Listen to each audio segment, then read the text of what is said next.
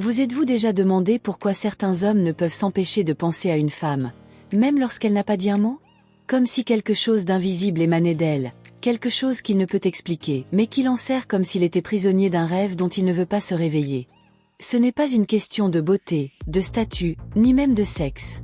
C'est plus profond, plus instinctif. Comme si elle touchait quelque chose de fragile en lui, quelque chose de caché, qu'il tente lui-même de nier, mais qui, une fois perçu par quelqu'un, se transforme en une obsession silencieuse. Carl Jung appelait cela l'ombre. Tout ce que l'homme dissimule, même à lui-même. Et lorsqu'une femme effleure cette ombre, il ressent sans comprendre qu'elle le voit vraiment. Derrière chaque homme fort se cache un petit garçon blessé. Un garçon qui a appris à dissimuler sa douleur par le silence, sa peur par la colère, et son désir d'amour par le contrôle. La plupart des gens passent leur vie à essayer de plaire à la surface d'un homme, mais vous n'êtes pas là pour ça. Vous voulez le toucher là où personne d'autre ne va. Vous voulez pénétrer les parties qu'il cache, même à sa propre mère. Vous voulez qu'il vous regarde et ressente quelque chose qu'il n'a jamais ressenti auparavant, le confort d'être entier avec quelqu'un. Cela ne passe pas par des mots. Cela passe par la présence, par la perception, par la sensibilité à ses fragilités qu'il ne montre pas. Et c'est exactement là que commence l'addiction. Imaginez un homme qui a passé sa vie à apprendre qu'il ne peut pas montrer de faiblesse, qu'il doit toujours être fort, que pleurer est une affaire de faible et que dépendre de quelqu'un est une humiliation. Maintenant, imaginez ce qui se passe lorsqu'il rencontre une femme qui regarde directement ces espaces vides en lui, et ne détourne pas le regard. Elle ne juge pas. Elle n'essaie pas de le réparer. Elle le voit, tout simplement. Cette femme devient différente de toutes les autres. Elle active en lui quelque chose que Jung décrirait comme une reconnexion avec l'anima, la part féminine de la psyché masculine, qui aspire à être entendue, accueillie, comprise. Cette reconnexion est si rare, si intense, qu'il ne peut plus s'en éloigner. Ce que beaucoup de femmes ne réalisent pas, c'est qu'en essayant d'impressionner, de séduire ou de conquérir avec des artifices extérieurs, elles négligent le terrain où se tisse le véritable lien, l'invisible, l'émotionnel, le symbolique. Les hommes ne deviennent pas dépendants de celles qui crient le plus fort, mais de celles qui écoutent dans le silence. Il ne s'agit pas de faire plus. Il s'agit de mieux percevoir.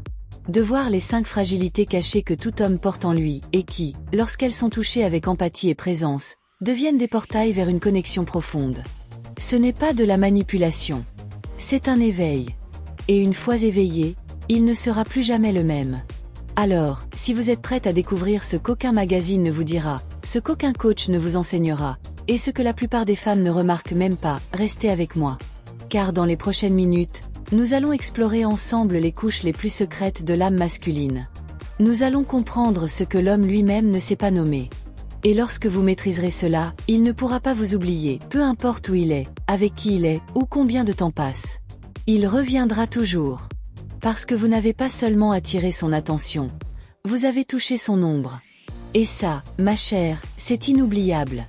Il existe une part silencieuse en chaque homme qui réclame une validation, pas une validation banale, superficielle, issue de compliments vides ou de succès éphémères, mais une validation profonde, existentielle, presque archétypique.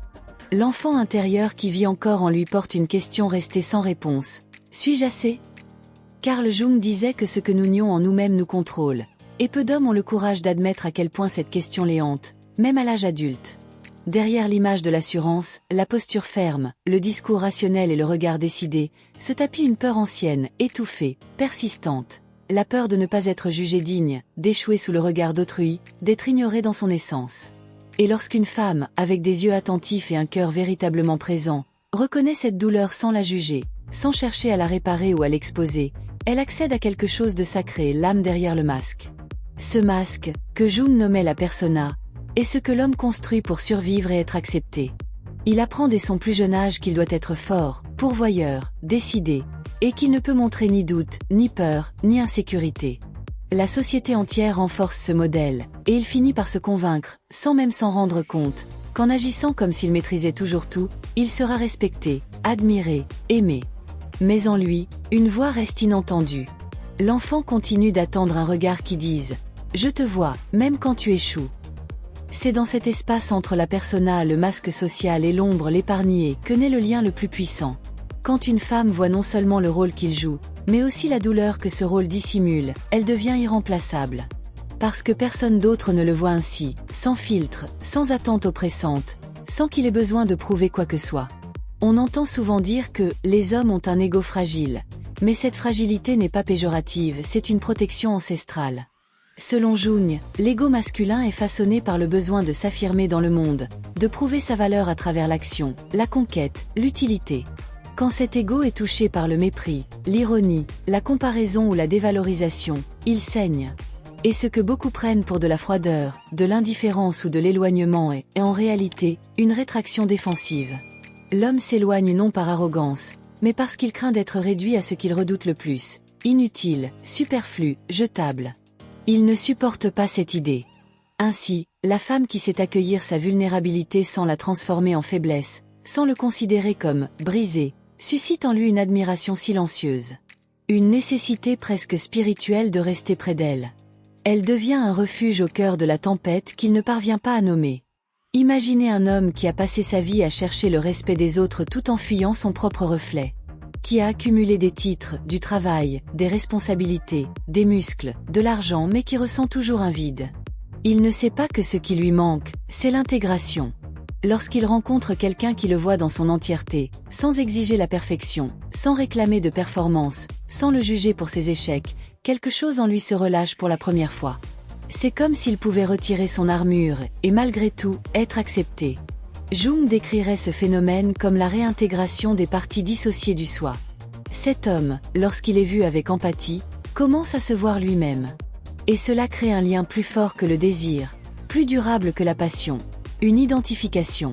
Il ne veut plus s'éloigner, non par manque, mais par reconnaissance. Il reconnaît en elle le pont qui le relie à son essence. Vous devenez le miroir de sa complétude, non parce que vous le complétez, mais parce que vous lui rappelez qui il est. Cette première fragilité, la peur de l'invalidation, est paradoxalement la base de la force que beaucoup d'hommes cherchent à l'extérieur. Ils ne le savent pas, mais ce qu'ils désirent le plus n'est pas le pouvoir, c'est l'acceptation. Pas une acceptation passive qui tolère tout, mais celle qui accueille même les parts imparfaites sans en faire un jugement. Quand une femme apprend à nommer cette douleur sans l'exposer, à la consoler sans humilier, elle pénètre un territoire où peu de gens ont accès, l'intimité psychique. Elle occupe alors l'espace le plus protégé de la psyché masculine. Et c'est pourquoi il ne vous oublie pas. Parce que vous n'avez pas nourri son ego, vous avez apaisé son âme. Vous ne l'avez pas complimenté pour ce qu'il fait, mais accepté pour ce qu'il est. Et cette expérience, pour lui, est rare, précieuse et profondément transformatrice. Il peut ne pas savoir l'expliquer. Mais en lui, quelque chose change. Quelque chose s'éveille. Et il ne peut plus vivre comme avant. La deuxième fragilité masculine cachée est l'une des plus négligées, mais peut-être l'une des plus puissantes, l'élan irrépressible de protéger. Carl Jung écrivait que la psyché masculine porte l'archétype du héros depuis les temps les plus reculés. Cela signifie que, même inconsciemment, beaucoup d'hommes ressentent le besoin de défendre, de prendre soin, de se battre pour quelque chose ou quelqu'un. Et lorsqu'une femme active cet archétype avec sagesse, elle touche une part de l'homme qu'il ne comprend pas vraiment lui-même, mais dont il ne peut s'échapper. C'est comme si, soudain, il sentait qu'il avait une mission. Et cette mission porte un nom, vous. Mais voici le secret que peu connaissent. L'instinct de protection n'est pas déclenché par le drame ou une faiblesse exagérée. Au contraire, il est éveillé par la confiance. Quand un homme sent qu'une femme croit en lui, quelque chose en lui s'éveille. Il veut être là, il veut aider, il veut résoudre. Pas par obligation, mais parce que cela le connecte à sa propre grandeur. Et à ce moment, il commence à voir cette femme non seulement comme quelqu'un qui a besoin de lui, mais comme quelqu'un qui le complète. Jung disait que l'âme recherche la totalité, et pour l'homme, cette totalité commence lorsqu'il se sent essentiel pour quelqu'un. C'est ici que la fragilité féminine, lorsqu'elle est utilisée avec intelligence émotionnelle, se transforme en pouvoir. Il ne s'agit pas de faire semblant de ne rien savoir ou de tout attendre de lui. Il s'agit d'ouvrir un espace où l'homme peut agir, montrer sa force, participer. C'est l'opposé du contrôle. C'est permettre. Et permettre est un choix noble. Quand une femme permet à un homme de contribuer, sans éteindre sa propre lumière, elle fait preuve de maturité émotionnelle. Et l'homme le perçoit, même s'il ne sait pas le formuler. Il le ressent. Et ce sentiment s'accroche, se fixe, l'attache sans chaîne visible. Pensez un instant à la dynamique d'une danse. Pour que l'un des deux guide, l'autre doit faire confiance. Il n'y a pas de beauté dans la danse sans cet abandon silencieux. Et la relation entre les sexes fonctionne de manière similaire. Quand une femme essaie de jouer les deux rôles, celui qui guide et celui qui est guidé, l'énergie se perd. La tension symbolique entre les opposés disparaît. Jung appellerait cela un déséquilibre animique. Mais quand elle se positionne avec assurance tout en laissant de l'espace pour que l'homme prenne des initiatives, elle active en lui quelque chose d'ancestral. Quelque chose qui le pousse vers elle, même lorsqu'il essaie de résister. Et le plus fascinant, c'est qu'il peut ne pas comprendre ce qui se passe. Il peut dire que c'est juste de l'attirance, qu'il aime sa compagnie, qu'elle lui manque quand il n'est pas près d'elle. Mais en réalité, il est guidé par une force intérieure, l'appel du héros. Et cet appel a été éveillé par vous. La femme qui comprend cette fragilité n'a pas besoin de crier pour être entendue. Sa présence suffit. Son regard, son geste, sa manière de demander quelque chose de simple avec tendresse, sa façon d'écouter sans juger, tout cela crée un environnement où l'homme sent qu'il est plus que lui-même. Il sent qu'il a une place dans le monde. Et cette place est à vos côtés. La question est que beaucoup d'hommes ne savent pas nommer cela. Ils sentent simplement qu'ils doivent revenir, répondre, être présents. Et plus une femme comprend cette dynamique, plus elle peut la guider avec légèreté et respect. Il ne s'agit pas de manipuler, mais de comprendre les rouages profonds de l'âme masculine. Jung disait que tout homme porte en lui un guerrier et un enfant. La femme sage reconnaît les deux. Elle parle au guerrier avec admiration, mais accueille l'enfant avec douceur. Et c'est là que l'homme se livre. Parce qu'il sent qu'à ses côtés, il peut être tout ce qu'il est sans peur, sans masque. Ce type de lien est rare. Il ne naît pas par hasard. Il se construit par de petits gestes, mais pleins de sens. Et c'est dans cette construction que la fragilité de l'élan protecteur se révèle comme une force. La femme qui permet à l'homme de la protéger lui donne, en réalité, l'occasion de se voir comme quelqu'un de digne, de nécessaire, de précieux. Cela ne le rend pas plus fort qu'elle, mais le rend entier. Et lorsqu'il se sent entier à ses côtés, il ne regarde plus jamais une autre femme de la même manière. Cet abandon n'est pas une mise en scène. C'est une vérité ressentie. C'est un état de présence où l'ego de l'homme se relâche et son âme se connecte. La femme n'a pas besoin d'exiger, de supplier ou de rivaliser. Elle doit simplement être. Et cet être, plein de nuances, de sagesse, d'écoute, d'espace, est irrésistible. Car il n'y a rien de plus puissant pour un homme que de sentir que sa force peut être utilisée avec un sens. Jung voyait cela comme le passage de l'ego au soi, le voyage le plus important de la psyché masculine. Et ce voyage commence lorsqu'il rencontre quelqu'un qui fait naître le meilleur de lui. Mais il y a plus. Quand un homme réalise qu'il peut être utile, que sa présence a un impact positif, il devient dépendant de ce sentiment. Il le recherche, le répète, revient. Comme si son inconscient lui disait « Là-bas, tu comptes ». Et peu importe le temps, la distance ou les obstacles. Il trouve toujours un moyen de se reconnecter. Parce que là où il y a du sens, il y a un retour. Et là où il y a un retour, il y a un lien. La femme qui comprend cela ne panique pas, ne se sabote pas. Elle sait qu'en touchant cette fragilité, elle a planté une racine. Et une racine profonde ne s'arrache pas avec un vent léger. C'est le pouvoir caché d'une femme qui connaît l'âme masculine. Elle n'utilise pas de jeu. Elle connaît le symbole. Et le symbole est ce qui transcende le temps, la peur et le doute. Jung savait que, pour qu'une relation soit éternelle, elle doit toucher l'éternité en chacun. Et cela n'arrive que lorsqu'il y a une rencontre véritable entre l'essence et le désir. La femme qui suscite ce type de rencontre devient inoubliable. Parce qu'elle n'a pas seulement conquis l'homme, elle lui a révélé qui il peut être. Et personne n'oublie celui qui a fait cela pour nous. La troisième fragilité masculine est si profonde que, bien souvent, l'homme lui-même la dissimule, même à ses propres yeux. C'est le besoin presque secret de validation émotionnelle. Carl Jung affirmait que chaque homme porte en lui une part invisible, appelée l'anima, la face féminine de son âme. C'est cette part qui le relie à la sensibilité, à l'empathie et au besoin d'être vu avec vérité. Mais comme la plupart des hommes ont grandi en entendant que ressentir est un signe de faiblesse, cette part est constamment réprimée. Et plus il essaie de l'ignorer, plus elle crie pour être reconnue, acceptée. C'est à ce point que la femme détient un pouvoir silencieux et transformateur. Contrairement à ce que beaucoup pensent, l'homme ne cherche pas seulement le respect. Il aspire à être admiré pour ce qu'il est vraiment, pas seulement pour ce qu'il fait ou offre. Mais il l'admet rarement. La société lui a appris à rechercher le statut, le pouvoir, la performance. Pourtant, au fond, ce qu'il désire le plus est quelque chose qui touche son âme. Un regard qui le voit même lorsqu'il échoue. Une voix qui dit « tu es assez », même les jours où il se sent perdu. Cette validation émotionnelle ne vient pas de compliments creux. Elle naît de la présence. D'être là. D'écouter. De remarquer ce qu'il tente de cacher. De voir l'homme derrière l'armure. C'est ici qu'entre en jeu le pouvoir de l'accueil féminin. Quand une femme valide un homme émotionnellement, elle parle directement à son anima. Et cette communication est presque magique. Car elle ne passe pas par des mots logiques, mais par des sensations profondes. Il commence à s'ouvrir sans s'en rendre compte. Il commence à faire confiance. Il commence à chercher cet espace où pour la première fois depuis longtemps, il sent qu'il n'a pas besoin de faire semblant. Jung disait que le véritable amour n'est pas la fusion de deux corps, mais la rencontre de deux âmes qui se reconnaissent. Et cette reconnaissance commence lorsque la femme valide non seulement le guerrier, mais aussi l'homme fragile, insécure, imparfait. C'est à ce moment que la connexion change de niveau. La relation cesse d'être seulement de l'attirance pour devenir un refuge.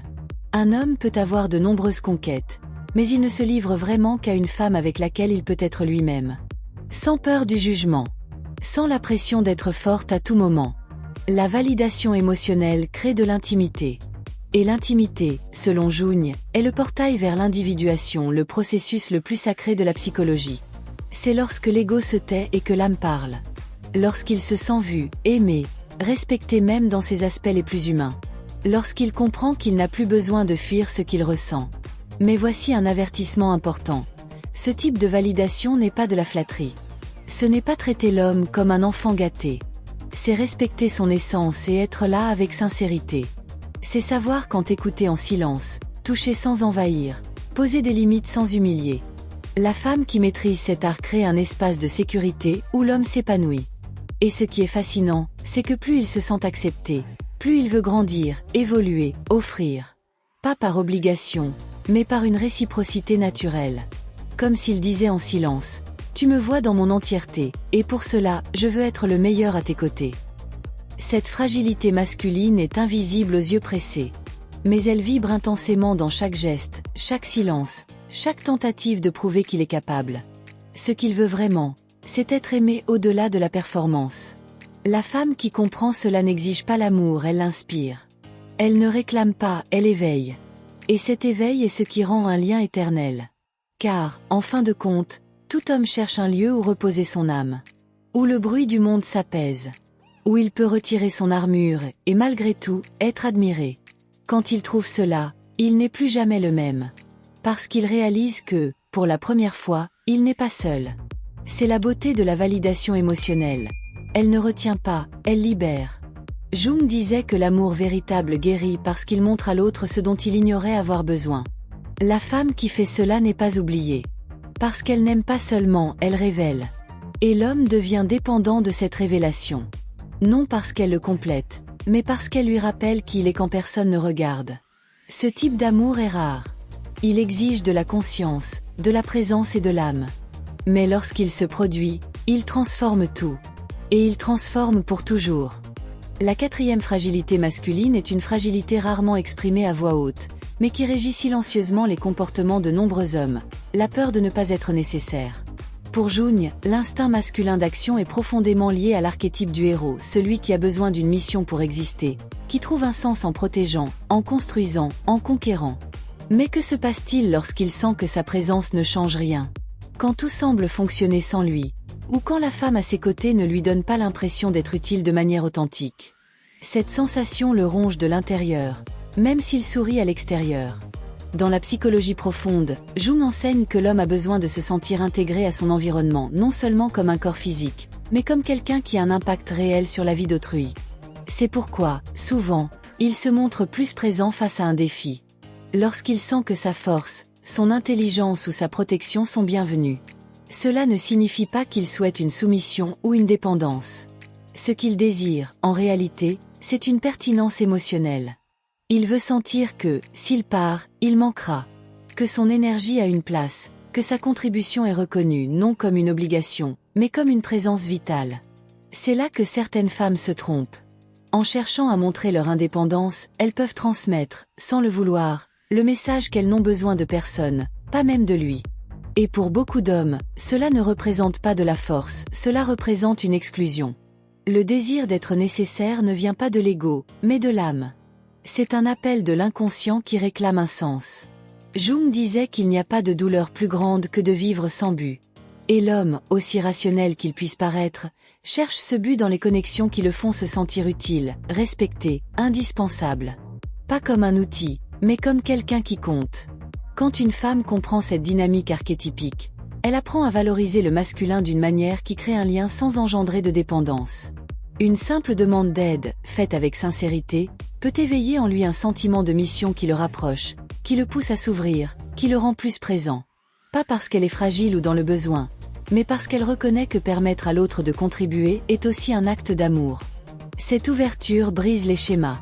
Elle montre que la relation n'est pas un jeu de pouvoir, mais un espace d'échange authentique, où chacun se sent essentiel à l'histoire commune. Ce que beaucoup ne réalisent pas, c'est que l'homme qui ne se sent pas nécessaire commence, inconsciemment, à s'éloigner. Il devient absent, distrait, parfois même agacé sans savoir pourquoi. Mais la racine est là. Il ne se sent pas perçu comme quelqu'un qui apporte quelque chose. Et lorsque cela arrive, son archétype du héros s'endort. Il cesse de lutter, de donner, de prendre soin. Et dans ce silence, dans les non-dits de la relation, une distance invisible s'installe. Pas par manque d'amour, mais par manque de direction. Ainsi, la femme qui s'est activée ce sentiment d'importance en lui ne le manipule pas, elle l'inspire à exister avec un sens dans la relation. Ce type de connexion ne demande pas de grands gestes, mais de petits actes de reconnaissance quotidiens. Un « merci » dit avec sincérité. Un compliment authentique sur quelque chose qu'il a fait, même simple. Un regard qui dit « je te vois ». Jung nous a appris que l'inconscient répond davantage aux images qu'aux mots. Et les gestes, même les plus subtils, sont des images puissantes qui marquent l'âme. Quand il se sent nécessaire, il devient encore plus présent, protecteur, passionné. Parce que, pour lui, aimer, c'est agir. Et s'il sent que son action a un espace sûr, il revient dans cet espace avec désir, avec loyauté, avec abandon. Cette fragilité, aussi subtile qu'elle puisse paraître, est l'une des plus dangereuses lorsqu'elle est négligée. Car l'homme peut rester aux côtés d'une femme, mais émotionnellement, il se retire. Il construit des murs invisibles. Il se ferme. Et la relation devient une cohabitation, pas une connexion. La femme qui comprend cela détient la clé pour maintenir le lien vivant. Et il ne s'agit pas de feindre un besoin. Il s'agit de reconnaître la valeur réelle de l'autre, de l'inviter à participer, de montrer qu'il fait partie de la construction de l'intimité. C'est ainsi que l'homme se livre, lorsqu'il sent que sa présence fait une différence. Au fond, nous voulons tous être importants pour quelqu'un. Mais chez l'homme, ce besoin est directement lié à son identité. Il a besoin de savoir que son existence a un sens dans la relation. Quand cette vérité est ignorée, il s'éteint peu à peu. Mais quand elle est honorée, il s'épanouit. Il offre tout ce qu'il a de meilleur. Pas par obligation, mais par inspiration. Parce qu'il réalise qu'il est dans un lieu où il n'a pas besoin de prouver quoi que ce soit, juste d'être lui-même. Et être accepté tel qu'il est représente déjà, pour lui, la plus grande mission accomplie. La cinquième fragilité masculine cachée est peut-être la plus dissimulée de toutes et en même temps, la plus dévastatrice lorsqu'elle n'est pas reconnue, la peur profonde d'être émotionnellement rejeté. Il ne s'agit pas de la peur d'un rejet superficiel, de ceux qui font partie du quotidien. C'est quelque chose de bien plus viscéral. C'est la douleur d'être vu dans son entièreté avec ses failles, ses insécurités, ses ombres, et malgré tout, d'être jugé insuffisant. Pour Jung, cette douleur est ce qui empêche l'homme de descendre dans les profondeurs de sa propre âme. C'est ce qui lui fait craindre une intimité véritable. Car s'il montre qui il est vraiment, et que cela n'est pas accepté, il ne saura plus où se cacher. Cette fragilité est si intense qu'elle est liée au complexe d'infériorité, une structure inconsciente que Jung identifiait comme la source de nombreux comportements autodestructeurs. L'homme peut sembler fort, confiant, voire arrogant. Mais au fond, beaucoup portent la croyance secrète que, s'ils sont découverts dans leur totalité, ils seront rejetés. C'est pourquoi ils évitent de trop s'ouvrir, de parler de sentiments profonds, de révéler les traumatismes qui les ont façonnés. Ils préfèrent le silence à l'exposition, la superficialité au risque du rejet. Et plus la connexion avec une femme est intense, plus cette peur s'embrase car plus il tient à elle, plus il devient vulnérable.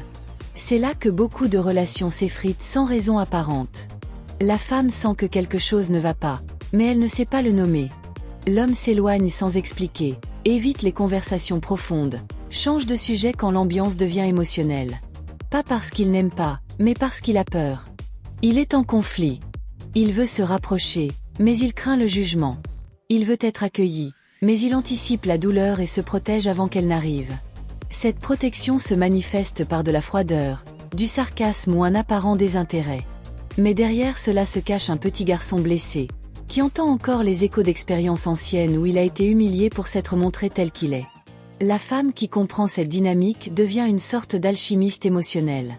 Car elle cesse d'interpréter cet éloignement comme un manque d'amour et commence à voir ce qui se cache derrière, la peur.